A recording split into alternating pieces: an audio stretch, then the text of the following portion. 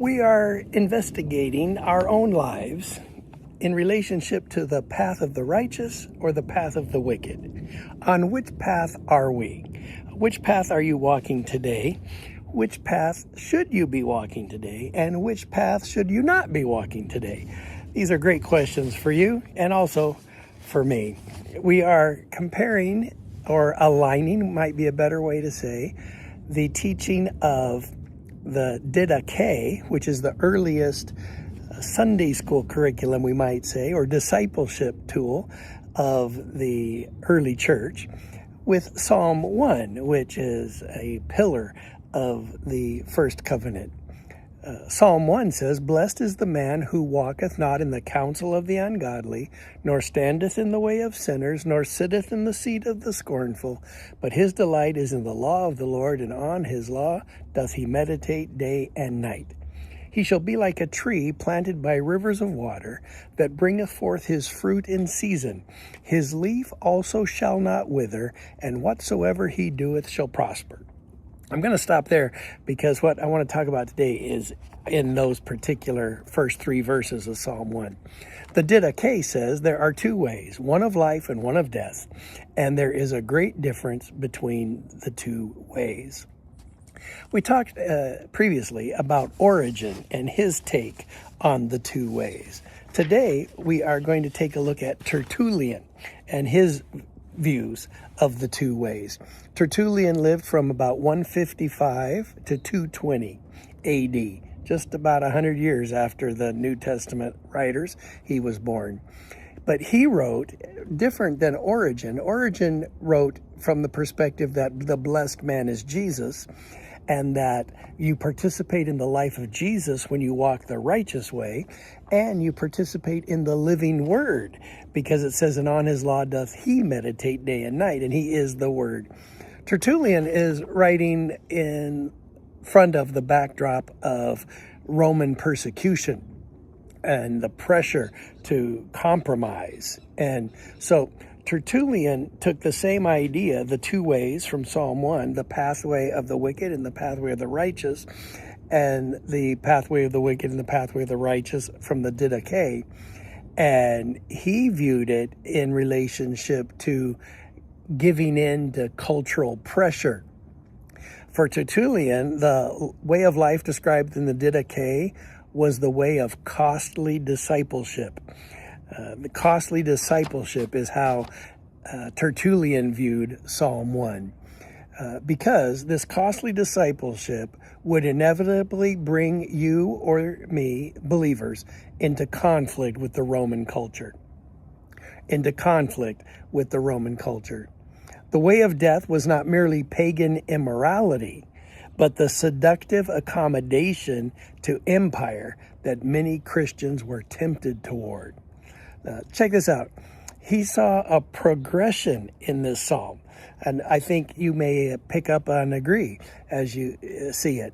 He sees the righteous man does not walk in the counsel of the ungodly, stand in the way of sinners, or sit in the seat of the scoffer or the scornful. He sees it as a cultural nonconformity.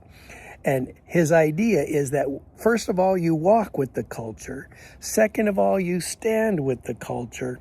Then you end up sitting with the culture. You end up being seductively accommodating to the culture. Walk, stand, sit are progressive stages of compromise for Tertullian. You begin by listening, then you linger, and then you settle. Check out this sentence. It's a updated of his version, because it says, "He is like a tree planted by streams of water." He said, the first step toward compromise is the first step away from the tree. Lord help us.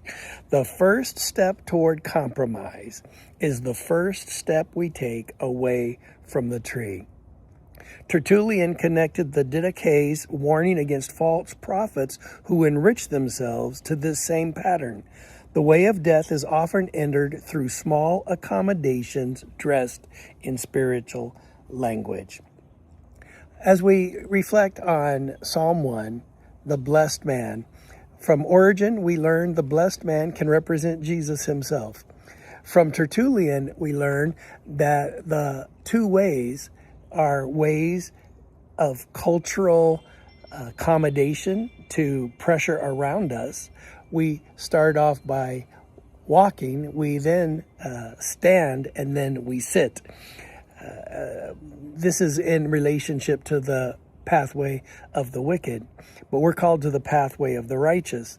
And as we think about our world today, we think about, okay, Father God, help me know in what way am I walking the wrong path through cultural accommodation. I had this deep struggle in interior when I was at this huge Buddha. I mean, I'm going to guess the statue was 300 feet tall. I don't know, 200 feet tall. Huge statue of Buddha. And I want to be respectful. I want to honor people who believe in that in their heart. And I told the person I was with, I said, if the Apostle Paul was here, he might rebuke this thing and end up in prison, right? And I'm sure that if I wanted to start rebuking that statue where I was, I would have deeply offended many people and might have even ended up in jail. So to ask God, at what point am I wise and respecting other people's culture? And at what point am I accommodating? I think Tertullian would have something to say about that. Anyhow, for you and me, let's remember that the first step toward compromise is the first step away from the tree. The first step away from, he is like a tree planted by streams of water. May God guide you and me today as we consider, Lord, in what ways can I avoid cultural accommodation? And may I always stick to the law of God